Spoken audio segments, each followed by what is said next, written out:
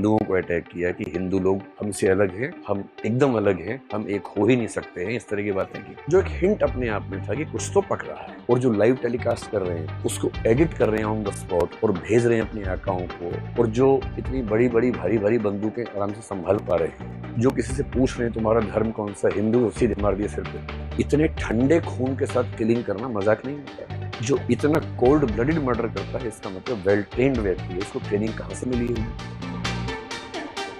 मुझे कल एक ऐसी घटना हुई, उसके बाद मुझे लगा कि मुझे थोड़ा सा आपके साथ डिस्कस करना चाहिए अभी जो मुद्दा चल रहा है कश्मीर वाला।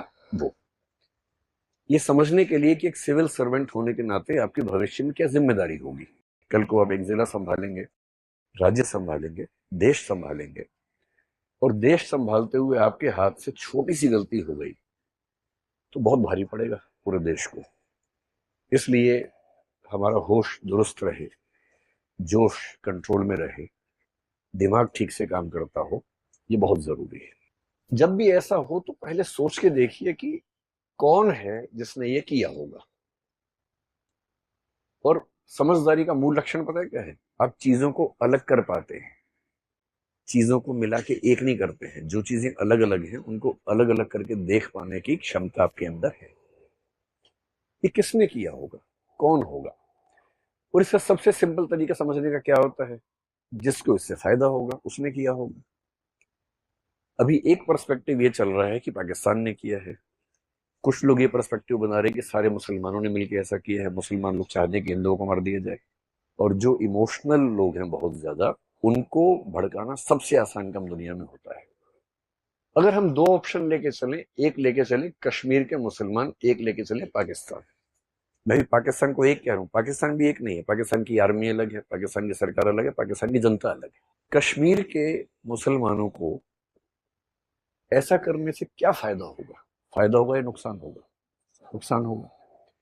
इतने सालों की दहशतगर्दी के बाद 1980 के दशक के अंत में जो माहौल बिगड़ा, तब से बिगड़ा ही हुआ था। 2019 के बाद जब 370 को एब्रोगेट किया गया, तब भी कहा गया कि माहौल बिगड़ेगा, पर माहौल लगभग स्थिर रहा, संभल गया।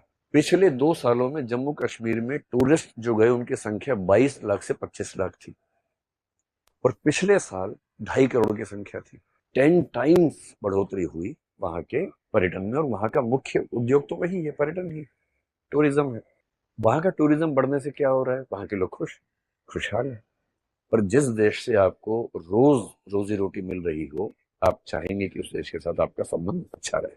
कोई भी चाहेगा। पेट भरा रहेगा तो आप सब बातें कर सकते हैं, पेट ही खाली होगा तो क्या बात करेंगे?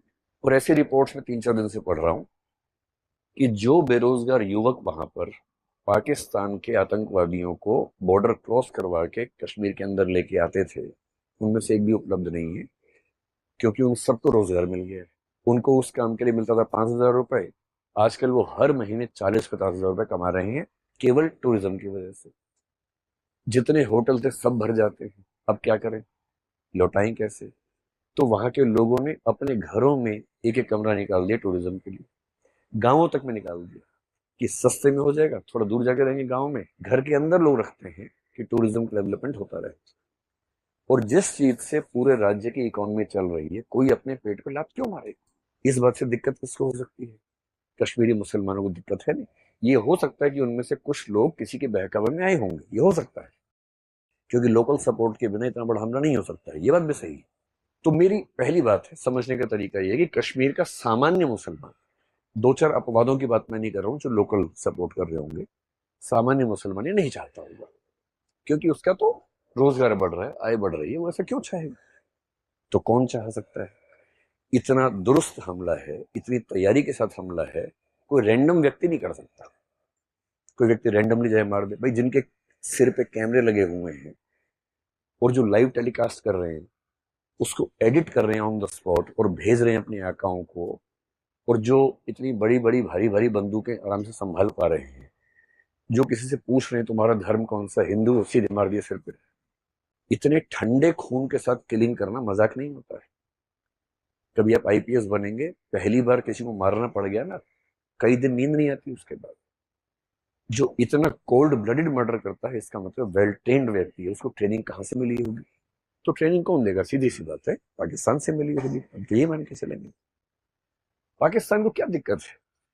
पाकिस्तान की जनता को मेरे ख्याल से कोई दिक्कत नहीं है। जनता में कुछ मूर्ख हर देश में होते हैं, हमारे देश में भी, उनके देश में भी है, जो बिना बात के बिलबिलाते रहते हैं, भारत को बर्बाद कर दो, यहां भी पाकिस्तान बर्बाद कर दो, पाकिस्तान को खत्म कर दो। अरे खत्म करके वो लोग कहाँ जाएंगे? कहीं तो रहेंगे ना भाई। यहां आ गए तो और तबाह हो जाओगे आप। अच्छा वहां पर है। क्या पाकिस्तान की सरकार को दिक्कत है? हो सकती है, लेकिन मेरे ख्याल से फिलहाल जिसको दिक्कत है वो वहां की आर्मी है। और आर्मी को क्यों दिक्कत है? सिंपल है, समझिए क्यों दिक्कत है। आप तो आईआर भी पढ़ेंगे, सिक्योरिटी पढ़ेंगे, ये सब आपके पाठ्यक्रम की चीजें हैं। क्यों दिक्कत है?